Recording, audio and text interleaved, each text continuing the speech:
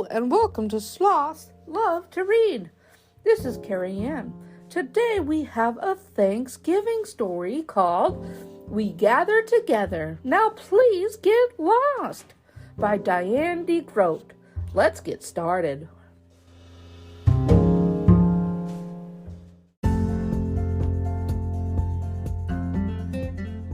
We Gather Together. Now please get lost by Diane deGroat.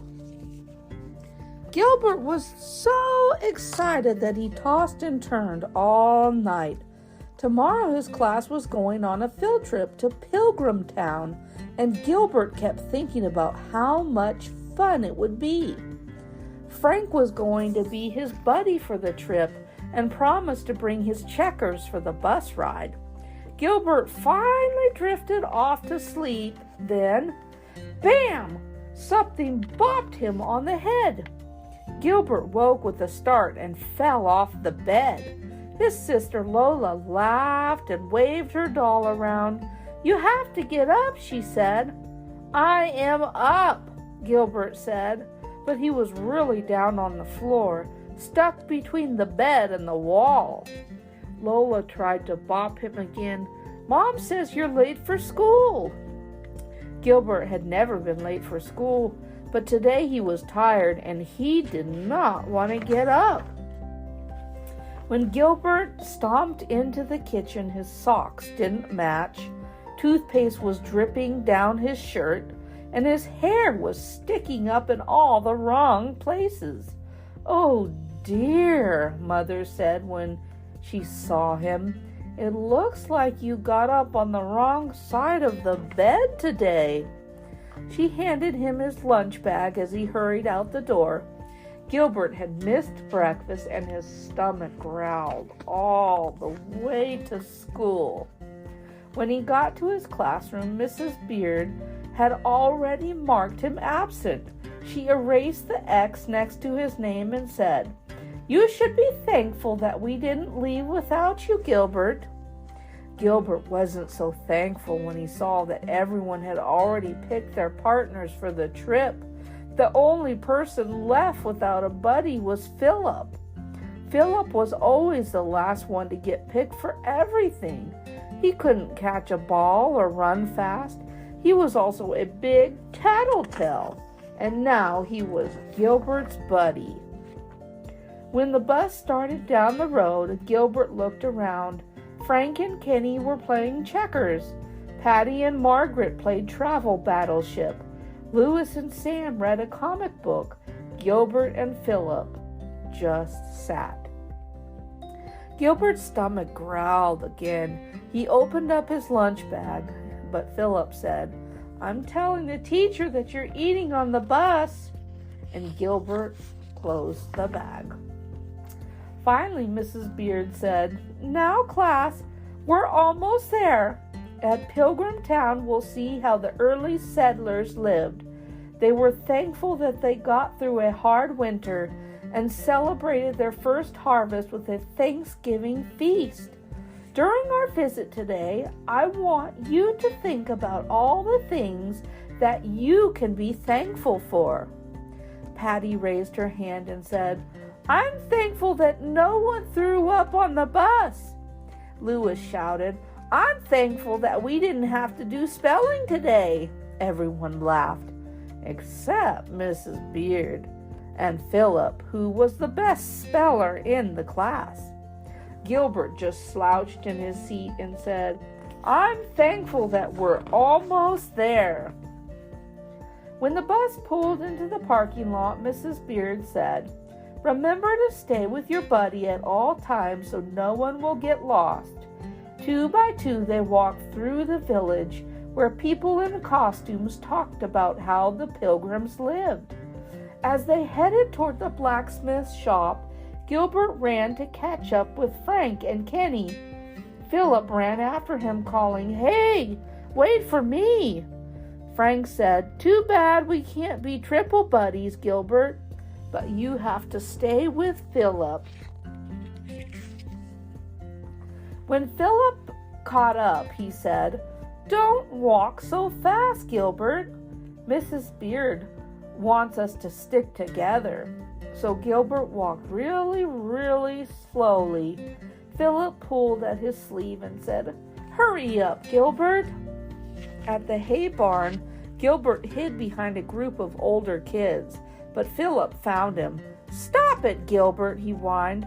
"I'm telling Mrs. Beard that you're fooling around."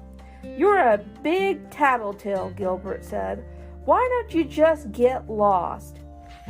"I'm telling Mrs. Beard that you call me a tattletale," Philip said. On the way to the picnic area, Gilbert slipped into the restroom when Philip wasn't looking and locked the door behind him. Now Philip would never find him. Gilbert waited a few minutes, then went to unlock the door. The lock wouldn't turn. He tried again, but it was stuck. He banged on the door, yelling, "Hey, Philip, I'm in here."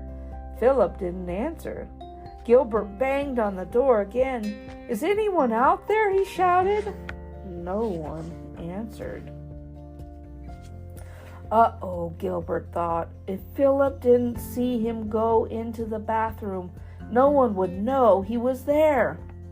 Of course, Philip might not even tell anyone that Gilbert was missing. That's what Gilbert would do if he were Philip. The class might leave without him, and Gilbert would have to spend the whole night there alone, in the bathroom, in the dark. Suddenly, the doorknob jingled. "Is someone there?" Gilbert shouted. It was Philip. "Gilbert," he said, "I've been looking all over for you." "I can't get out," Gilbert said. "The lock's stuck." "Hold on," Philip said. "I'll get help." After a few minutes, a guide came with the key, and when Gilbert finally got out, he saw Philip, but not the rest of his class. "Uh-oh," he cried. "We lost our class." The guide smiled and said, "Then we'd better check the lost and found." And as they walked to the visitor center, Gilbert knew he was going to be in big trouble, and Philip was too, all because of him. Gilbert waited anxiously with Philip at the lost child corner until the class appeared. But Mrs. Beard wasn't mad. She said, "There you are. I'm so glad we found you." Louis wasn't so glad, he said. "He could have been eating lunch already, but we had to come looking for you and Philip." Gilbert said, "It's not Philip's fault. I was hiding from him and I got locked in the restroom, but he found me and got help." Patty said, "Oh, Gilbert, you weren't being a very good buddy." And Frank said, "I'm glad Gilbert wasn't my buddy." But Mrs. Beard said, "Let's just be happy that we are all safely here together." To celebrate, she brought some pies and pilgrim hats and led the class outside to a picnic table. When they were all seated, she said, "Tomorrow is Thanksgiving Day. What are some of the things we should be thankful for?" "Pumpkin pie," Louis said, helping himself to a piece. "Thanks for getting lost, Gilbert."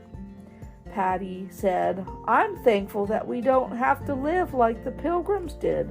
They didn't have TV or comic books," Sam added.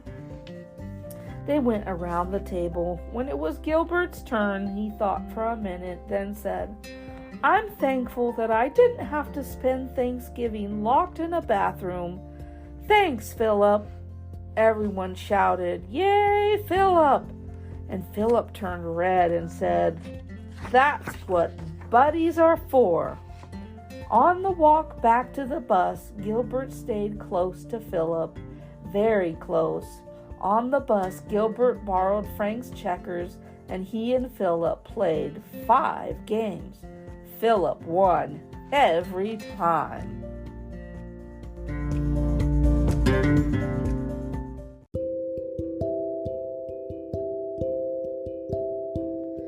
Oh, what a wonderful story this has been today. We gather together. Now please get lost by Diane deGroat. I hope you have enjoyed this wonderful Thanksgiving story, and I hope that you will have a wonderful rest of your day. Bye-bye for now, everyone.